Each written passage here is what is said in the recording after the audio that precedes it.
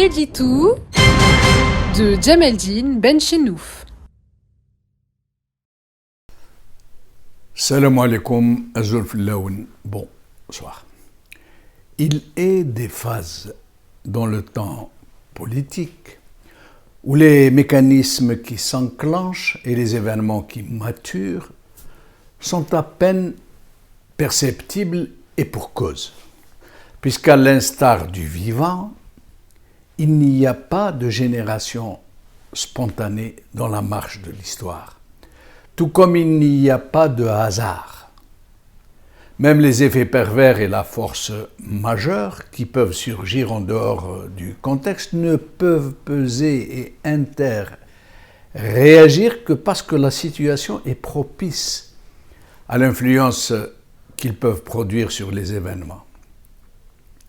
C'est le cas depuis quelque temps en Algérie, où des lames de fond souterraines se lèvent imperceptiblement, mais non moins puissamment.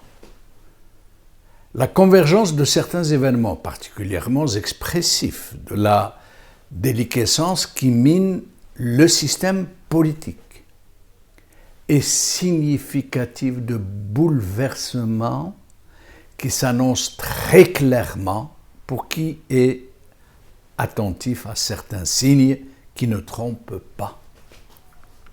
Il y a quelques semaines, une rumeur parfaitement synchronisée a fait état d'une grave dégradation de l'état de santé de Khaled Nsar, désormais symbole des atrocités commises pendant la décennie rouge. Une information curieusement reprise et confirmée par certains relais des réseaux sociaux inféodés au régime. Puis, comme une foudre tombée d'un ciel serein, nous apprenons que le dossier judiciaire du même Nsar a été réouvert par la justice suisse et que le même Nsar a été convoqué par celle-ci. Un très curieux hasard, en effet, qui fait dire à certaines sources que l'intéressé avait été informé de ce qui lui pendait au nez et que sur le conseil de ses avocats, il s'est porté malade, voire mourant, pour ne pas se rendre à la convocation du tribunal suisse. Ce n'est peut-être qu'une vaine spéculation. L'ex-général et principal acteur du coup d'État contre le processus électoral de 1991 est peut-être réellement en fin de vie, comme l'affirment ses proches. Mais la troublante coïncidence avec la réouverture du dossier judiciaire ne peut pas ne pas interpeller.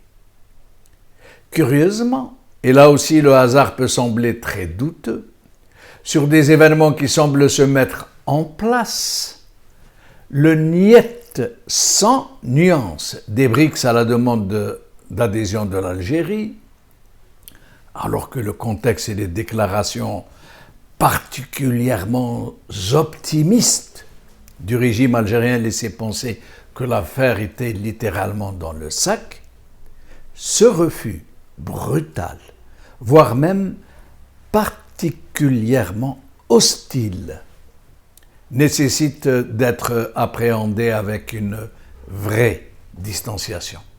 En fait, et cela est tellement évident qu'on ne peut pas ne pas le comprendre, ce n'est pas l'Algérie qui a été bafouée. C'est très important de le dire et de le rappeler. Mais le régime qui la dirige, qui a été très fortement désavoué, voire lâché par ceux-là même dont il croyait qu'ils étaient ses plus inconditionnels soutiens.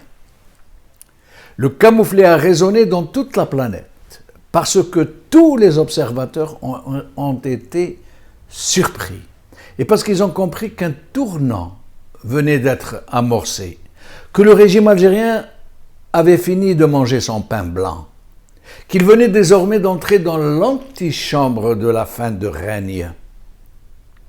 La majorité des Algériens ne s'y est pas trompée, qui a compris que ce désaveu ne visait ni l'Algérie, ni son peuple, mais la mafiocratie,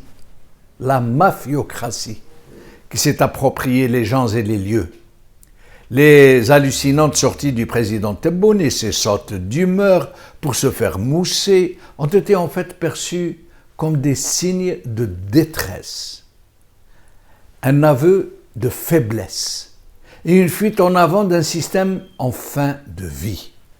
À plus forte raison que M. Tebboune, devenu l'homme fort par défaut et à la faveur d'une débandade généralisée de la junte, n'a pas compris une chose essentielle.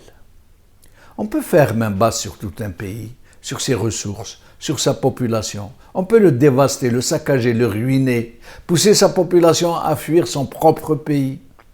On peut opprimer son peuple, le massacrer, l'incarcérer, ériger de fausses institutions, museler la liberté d'expression, n'avoir de gouvernance que la carotte de la corruption de masse et le bâton. Faire main basse sur le fonds de commerce mémoriel, sur la religion, sur le nationalisme, mettre en place un vaste dispositif de flicage de ses propres compatriotes, les dresser les uns contre les autres pour pouvoir s'imposer à eux. On peut tout faire subir à son peuple, à son propre peuple, et plus encore.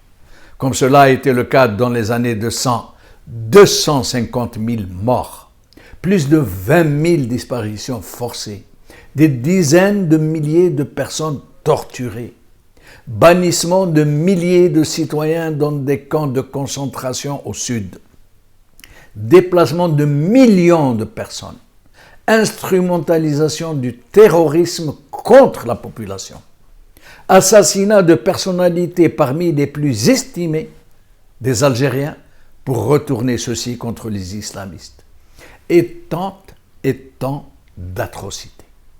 Les puissances mondiales sont restées imperturbables et elles ont même apporté leur soutien aux putschistes et aux génocidaires, au prétexte qu'ils étaient le rempart de la République contre l'intégrisme, contre le terrorisme. En vérité, c'est surtout parce que la raison d'État et les intérêts des uns et des autres n'ont pas d'état d'âme. Aujourd'hui, devant la tonitruance d'un Tebboune et compagnie, les habituels soutiens du régime semblent vouloir changer de ton et ramener la voilure. Ce régime ne rentre plus dans les cases, dans leurs cases. Et c'est le retour de manivelle. On ne se pose pas en défenseur des peuples opprimés quand on opprime son propre peuple. On ne demande pas à adhérer à une organisation comme les BRICS juste pour fournir patte blanche à une mafiocratie.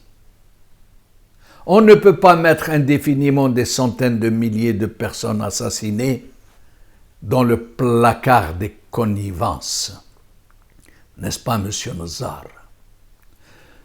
Je reviendrai dans les prochains éditos sur les soubresauts en profondeur qui secouent ce régime maintenant, en ce moment. Il est encore dans l'œil du cyclone, mais autour de lui soufflent les vents du renouveau. Qawla khair.